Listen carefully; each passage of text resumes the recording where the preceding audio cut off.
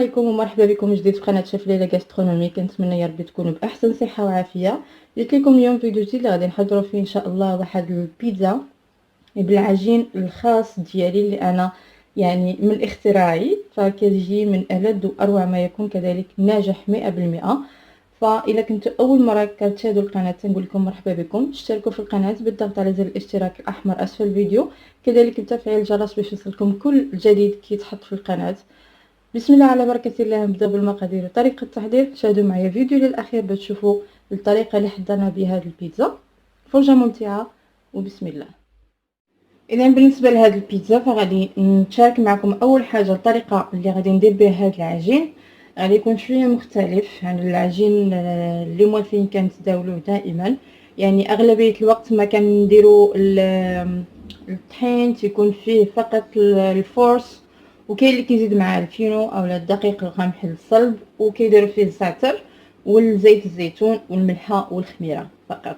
اليوم غادي نعطيكم واحد الطريقه واحده اخرى انا جربتها وجات هائله، فهي طريقتي انا، يعني كنحاول اننا نجرب مره حوايج او اشياء مختلفه عن العاده.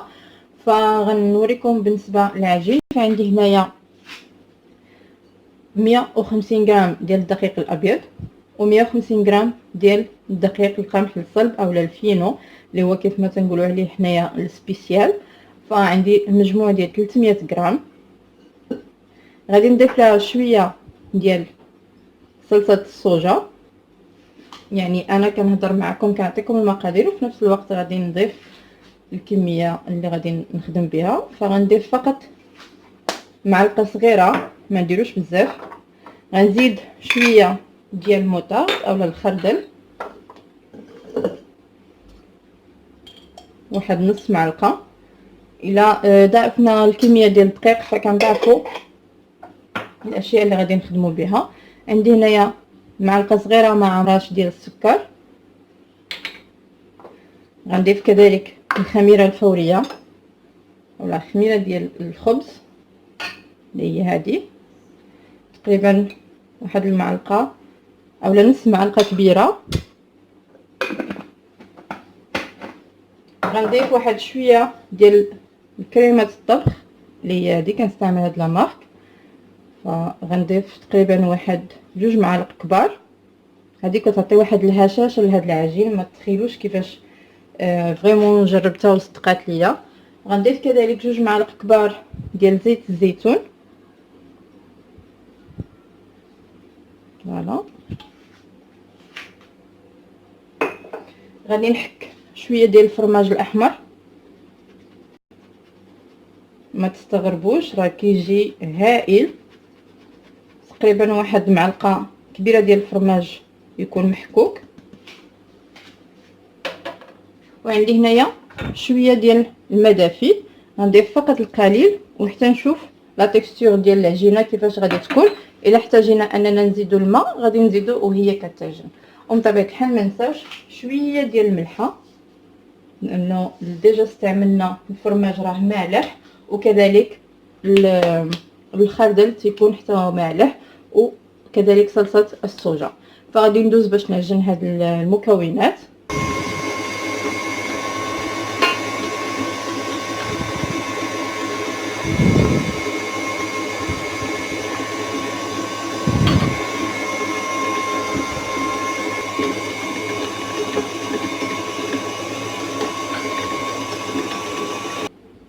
اذا هذا هو الشكل النهائي ديال العجينه. هانتوما كيف كتشوفوا راه كتبان لكم بان جاريه لكن ما جارياش، يعني ما كتلتصقش في اليد. هانتوما فانا احتاجت مني انني نوضع عليها 2 كيسان صغار، ما يعني باقي واحد شويه من هذا الكاس الصغير هذا، تقريبا واحد نص كاس عنبه، وعينينا ميزاننا على حسب طبيعه الحال نوعيه ديال الدقيق. صافي كيف كتشوفوا غادي نغطيها ونخليها حتى كي تخمر ويتضاعف الحجم ديالها، يعني كيولي الحجم ديالها متضاعف مزيان. ضروري ما تخمر مزيان. ونعاودو نتلاقاو باش نبغيو نشكلوها. اذا من بعد ما كتخمر لينا العجينه ديالنا هانتوما كيف كتشوفوا يعني كيتضاعف الحجم ديالها، فكنرش البلاصه اللي غادي نطلق فيها العجينه بالدقيق القمح الصلب اللي هو الفينو.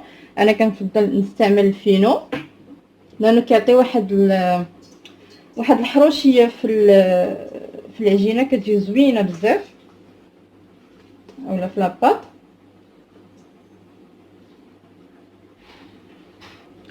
صافي غادي نطلق العجينه. انا كنبغي لاباط تكون رقيقه، غنطلقها مزيان.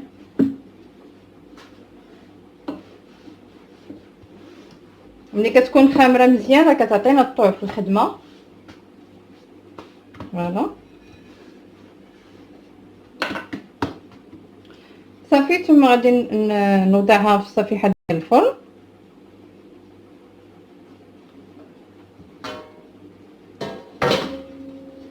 على هذا الشكل، ونحاول انني نقادها.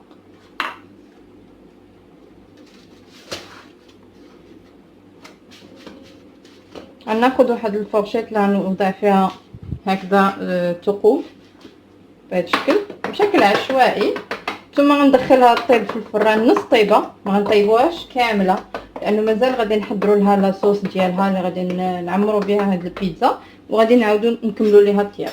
فغندخلها الفران ونعاودوا نتلاقاو ان شاء الله. اذا كيف كتشوفوا فهذه هي العجينه اللي حضرنا مع بعض، ها هي طيبتها. انا كنبغي هذا هو السمك ديالها كيف كيجي.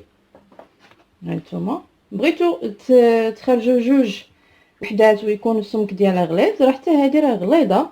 اوكي ديروا كان ما تنبغيهاش تجي العجينه غليظه بزاف، فانا كيف قلت لكم طيبتها نص طيبه. الوغ وحدين غادي نستعملهم اولا غادي نوجدهم عاديا، يعني غير بالصلصه ديال البيتزا. انا كناخذها جاهزه اللي هي هذا راه نوع جيد، وكذلك خرج جديد يعني في زايدين فيه لي زيبيس وحدين اخرين من غير الصلصه العاديه ديال البيتزا. فغادي نستعمل هاد لاصوص هذا في واحد البيتزا، وحدين اخرين اولا وحده اخرى غادي نستعمل فيها لاصوص الابيض، يعني الصوص الابيض اللي هو صوص البيشاميل، لكن غادي نزيدو معاه شويه ديال النكهه اللي هي ديال الثومه، فكتعطينا واحد النكهه زوينه. بالنسبه للمكونات الاخرى اللي غادي نحتاجو، فعندي هنايا القرعه الخضراء قطعتها على هذا الشكل وشحرتها بشويه ديال الزيت والملحه. عندي كذلك البصله حتى هي مشحره بشويه ديال الزيت والملحه. كذلك الشامبينيون معلب، ممكن نستعملوا حتى الشامبينيون الفري يعني ماشي المعلب. كذلك شحرته بشويه ديال الزيت والملحه. ومن طبيعه الحال الفلفله ضروري منها حتى هي مشحره. بالنسبه غادي نستعمل الجبن، فعندي جبن موتزاريلا وكذلك جبن ادام اولا الجبن الاحمر. وبالنسبه لاصوص بيشاميل فعندي هنايا معلقه كبيره ديال الزبده، معلقه كبيره ديال الدقيق، وفص ديال الثوم محكوك. عندي كذلك غنستعمل كاس مخلط، كاس عنبه مخلط ما بين لا كريم ديال الطياب وكذلك الحليب. فبطبيعه الحال غنزيدو عليهم شويه ديال الملحه والابزار. هادو هما المكونات، وندوزو نحضروا الصلصه وعاد نكملوا باقي المراحل. نسيت ما وريتكمش المكون اللي غادي نستعمل كذلك مع هذا الخضر، فهو الكروفيت. الكروفيت كنخليه كما هو لانه غير كيدخل الفران وكيتصهد، لانه ما تيحتاج انه يطيب، فكيكون كيوجد عادي. بالنسبه للكروفيت فمن بعد ما كنقيوه ضروري ما نفتحوه من الظهر. هانتوما كيف كتشوفوا هاد البلاصه كنفتحوها لانه تيكون عامر بداكشي اللي تياكل، فتيبقى هاد البلاصه كلها كحله.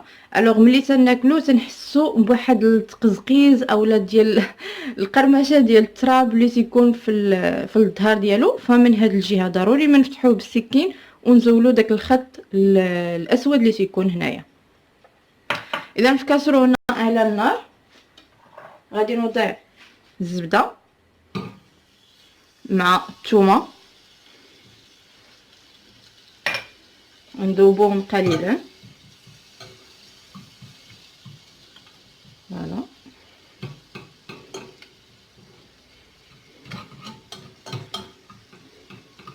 وغنزيد عليهم الدقيق كيف قلت لكم، معلقه دائما قد الدقيق قد الزبده. غنخليو هذاك الدقيق كيتحمر هانتوما كيف كتشوفوا، فغنخليوه يتحمر شويه مع الزبده ومع الثومه. غنزيد شويه د الملحه والابزار اولا الفلفل الاسود، ممكن نضيفوا كذلك الكوزه الا كنتو كتبغيو الطعم ديالها، انا ما كنضيفهاش. فوالا صافي، ها هو تحمر لينا داك الدقيق. دابا غادي نبداو نضيفوا الحليب مخلط مع القشده ديال الطياب اولا لا كريم ديال الطياب، غير شويه بشويه نخلطوا على هذا الشكل. ها هي غير كنكبوا الحليب والكريمه فكيبدا يعقد لينا الخليط. ما نوقفوش يدينا على التحراك باش ما تحببش لينا الكريمه. صافي، ها هي صبحات الكريمه جاهزه، فغنزولها من على النار وندوزو نكملوا باقي المراحل. اذا اول وحده غادي نحضروها واللي هي بالصلصه العاديه، يعني صلصه الطماطم. فناخذ كميه من الصوص،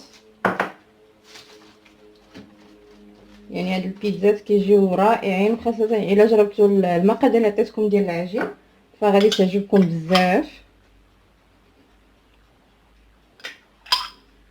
فوالا نصلحوا لاصوص على هذا الشكل كيف كتشوفوا. من طبيعه الحال الفران انا شعلته كيسخن.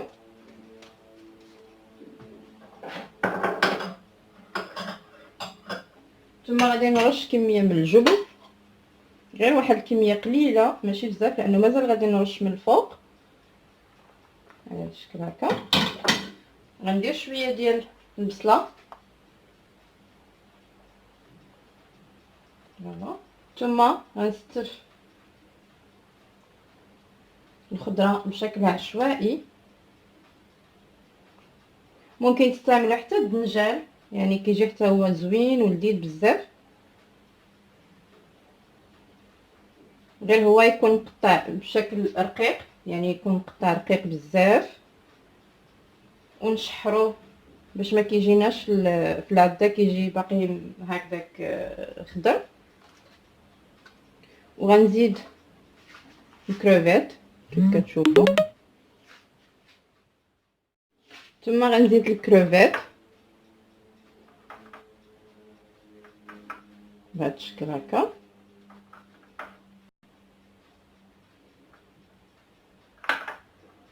فوالا نزيد مازال وحده، وغندير واحد رشه خفيفه ديال زيت الزيتون، غير رشه خفيفه يعني ما يكونش كتير. اوكي، ونوضع مره اخرى الجبن من الفوق على هذا الشكل هذا. بالنسبه ممكن نزيدو حتى الزعتر، ممكن نزيدو الحبق الا كان عندنا اولا البازيليك، ممكن نزيدو الزيتون. انا غنزيد بالزيتون الكحل في الاخير. فغندخلها الفران باش تكمل الطياب ديالها ويتحمر داك الفرماج، وعاد ندوزو نكملو الاخرين اللي باقي عندنا. اذا كيف كتشوفوا فكان هذا هو الشكل النهائي ديال البيتزا اللي حضرنا اليوم مع بعض. فهانتوما كيف كتشوفوا هذه البيتزا اللي بالصلصه ديال الطماطم، هي كتجي رائعه. وهذه البيتزا اللي بالصوص بلانش اولا صلصه البيشاميل، هانتوما فريمون كتجي من ألذ واروع ما يكون. وكذلك لاباط اللي عطيتكم فهي ناجحه 100%. حبيتو تكون بهذا السمك هذا لانه كتعجبني تكون بحال هكا رقيقه، بغيتو تكون غليظه كيف قلت لكم فخرجوا من الكميه اللي عطيتكم ديال الدقيق خرجوا جوج ديال البيتزا. فكنتمنى ان شاء الله الفيديو ديال اليوم يكون نال الاستحسان ديالكم وعجبتكم الطريقه اللي حضرنا بها هاد البيتزات. فإلا عجبكم الفيديو عجبتكم الوصفه ما تبخلوش عليا بلي لايك وتبارطاجيو ما بين الاهل والاصدقاء ديالكم. كذلك كنتمنى انكم تشتركوا في القناه بالضغط على زر الاشتراك الاحمر اسفل الفيديو وتفعيل الجرس باش يوصلكم كل ما هو جديد عبر القناه.